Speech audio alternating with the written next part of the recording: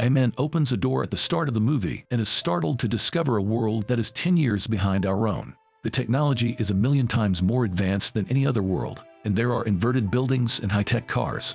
It turns out that God experimented with 22 parallel worlds when He created the universe. While some of those worlds only have war and suffering, others are just like ours. Then there are the societies with cutting-edge technology and contented inhabitants. All humans, with the exception of the gatekeepers, are unaware of the existence of parallel worlds. Kirill is one of the supernatural beings tasked with inspecting those who embark on interplanetary travel. Prior to becoming anything like that, he was just a regular person. He was originally a human being from our planet. A few days prior, Kirill unexpectedly finds an unidentified woman in his apartment when he gets home from work.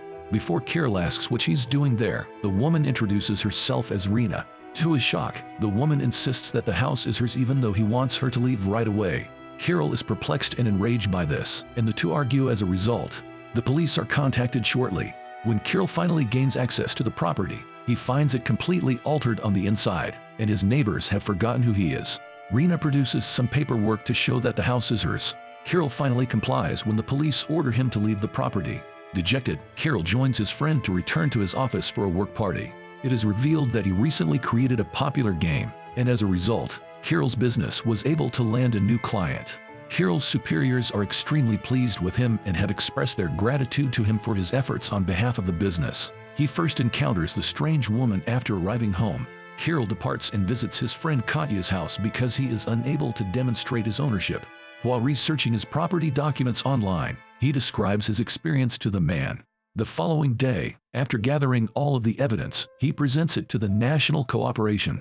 Just as he believes the confusion is about to be cleared up, he discovers that the government office database does not contain any record of his name. Kirill then goes to his office to look for ownership documentation, but nobody there seems to know him, not even the people who had been praising him the previous evening for coming up with the game. Kirill, who is enraged, makes a scene in the office and needs to be asked to leave. He soon turns to Katya, the only person left who still recognizes him. Katya suggests that Kirill meet his parents to verify his identity because he is also perplexed by what is happening to him. When Kirill goes to see his father, he is disappointed to find that even he doesn't recognize him and says he doesn't have any kids. Kirill, who is enraged, decides to confront Rena, who appears to be the cause of everything. He enters his former residence and repeatedly requests that she leave. Naturally, this leads to a confrontation, during which Kirill threatens her with a knife. Rena doesn't react when Kirill strangely points the knife at her stomach. Kirill believes she is scaring him, so he is shocked when she stabs herself in the stomach instead. Rena passes away as Kirill tries to comprehend what just happened. Soon after, the police show up and detain Kirill on suspicion of killing Rena. Finally, the action is brought back to the present. Strangely, the police didn't bring Kirill to the station but instead just let him leave without reporting him. His phone then sends him a text message telling him to go to a nearby lighthouse. He chooses to do as instructed because he is in a deserted street at night. Kirill spends the night inside the abandoned lighthouse. The lighthouse is as good as new when he awakens the following morning. He also notices that the view from the lighthouse has changed, as though he had somehow teleported overnight. A courier man then enters the room through one door carrying a stack of books, and Rena follows through another door. Kirill is shocked because he thought Rena had passed away. Before informing Kirill that the courier is in a new world that is parallel to his own, the woman commands him to accept it. She reveals that his video game shares the same name as this world. This is when we learn that Kirill unintentionally made a portal to a different world when he designed his game. Rena proceeds to show Kirill the entire world as seen through a door. It resembles Kirill's world exactly. She informs him that he must live in his new world now that he has built the portal. By erasing Kirill's identity from his world and causing everyone to forget him, Rena has made his existence simpler. In addition, she says that thousands of other worlds are parallel to one another. Some have already had their doors opened, while others have yet to do so. Kirill is one of the special humans Rena and those she knows seek out who possess the capacity to open portals to other universes. Only a small group of people, those who travel back and forth between different worlds via tower known as the Traveler, are aware that there are parallel worlds. Kirill questions her about how she is aware of this information and her true identity. Rena responds that Kirill has also evolved into something akin to her and that she is not a human but a super entity. Kirill now has the ability to manifest things inside his tower in addition to his superpowers. He has been appointed a customs officer and is tasked with inspecting individuals entering the world he created through the video game. She instructs him to read the book the earlier delivered courier and delivered to familiarize himself with his responsibilities and authority. Kirill is adamant about going back to his previous life and is unable to accept this. He is cautioned by Rena, who predicted his behavior, that he will never be recognized in his world. He is merely a criminal, and if he comes back, he will be detained for her murder. Kirill invites Katya to his tower and explains what transpired to him after Rena has left. As Katya tries to make sense of it all, visitors start to show up. Additionally, Anton, who is later revealed to be a superentity, shows up with Kirill's former girlfriend and her date. Katya is someone Anna recognizes, but she doesn't appear to recognize Kirill. A day before Kirill vanished from his world, Katya caught him surprising his girlfriend Anna outside her house. Kirill, on the other hand, rarely made time for Anna and was constantly preoccupied with work, which upset Anna. Additionally, Kirill overlooked the fact that Anna's birthday was the previous day. They broke up because Anna wouldn't give him another chance. Back in the present, Kirill reluctantly gives Anna and Anton his blessing to travel, and the two depart. A short while later, Kirill makes the decision to follow the couple along with Katya to see where they go. Unfortunately, a robot in the form of a doll attacks the two as it tries to stop them. As a result, Kirill has the chance to use his superpower and dispatches the robot with ease. Kirill discovers Rosa, a dying woman, in the same building. Kirill quickly brings her some water after hearing her cries for it. When Rosa drinks the water, her injuries instantly mend and she gets better. She continues by saying that in this world, water can cure any illness. If someone drinks water while they are about to pass away, they will instantly recover.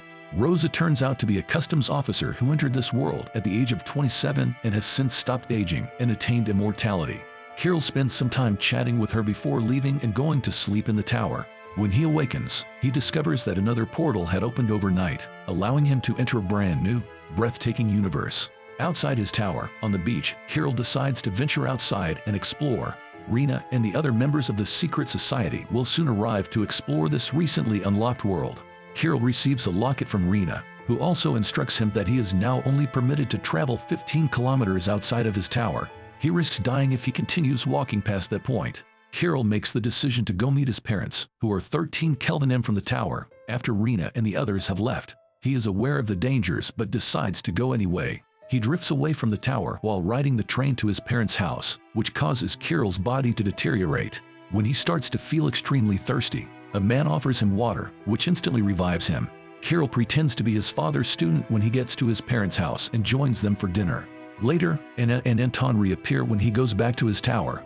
Anna apparently wanted to visit the recently unlocked world because it has a lovely beach. Kirill takes advantage of his position as a customs officer to learn that Anton is not dating Anna, and that he is merely a man employed by the secret society to keep an eye on Anna while Anna explores the beach. Finally relieved, Kirill tries to win over Anna once more. It is revealed that Kirill was thinking of Anna, who loved beaches, when he was able to open the door to the modern world. After spending some time together, Kirill decides to take Anna to Rena's party.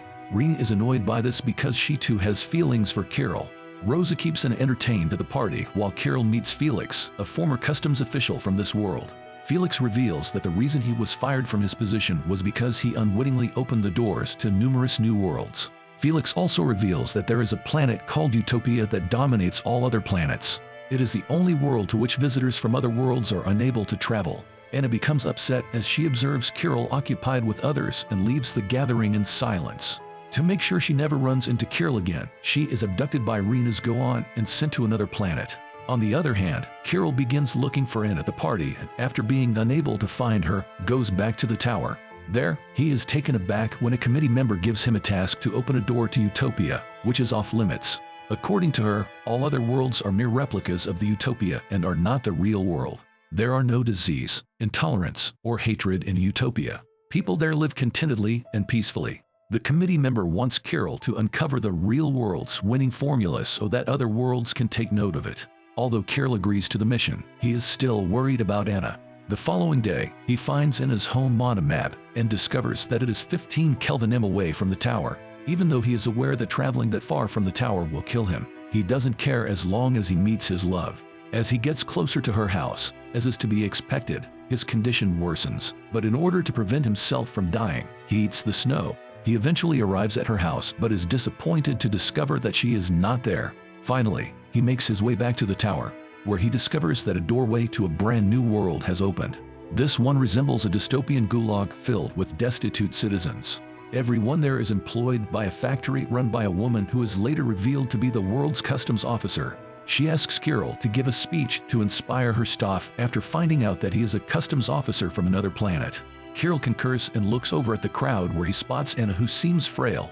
It turns out that Rena's Gohan left Anna alone in this world. Kirill deftly surrounds the customs official with her own employees and proceeds to flee, with Anna knowing full well that she would never be allowed to leave alone. Despite being pursued, they eventually succeed in returning to the lighthouse. Later, when Katya arrives at the lighthouse, it is discovered that he is a member of a secret society. He also retained his memory even though everyone else in Kirill's world had forgotten him because of this. Katya is furious with Kirill for rescuing Anna from another dimension and limits Kirill's distance from the tower to just 50 meters. Anna's health deteriorates after Katya departs, so he transports her to her dream world. Anna starts to improve, but after 50 meters, Kirill's health starts to quickly deteriorate. Anna removes the locket that Rana had given Kirill when he first arrived from his neck, as he is on the verge of passing away. The next day, the door to a different world opens after the two have returned to the tower. This time, the perfect, technologically advanced, and utopian world is in question. The customs officer on this world, who Kirill meets, informs him that it is the original and 10 years behind other worlds. Those worlds were made so the inhabitants of this world could forecast potential future events and stop anything negative from occurring. The idealized world actively picks up on the errors of the real one. This world stays away from anything that led to the war if it breaks out in another world.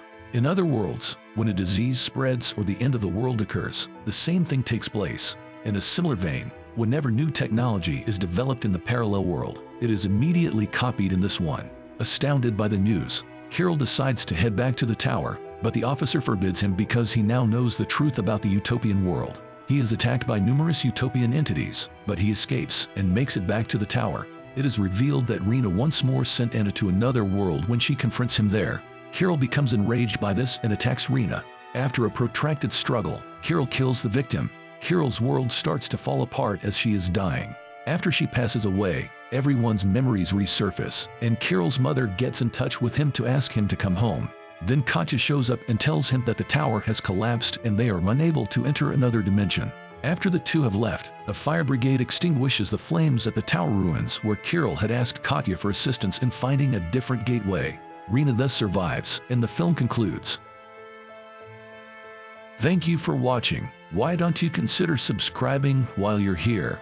We have the best recaps around and would love to have you part of our community. Thank you and see you in the next one.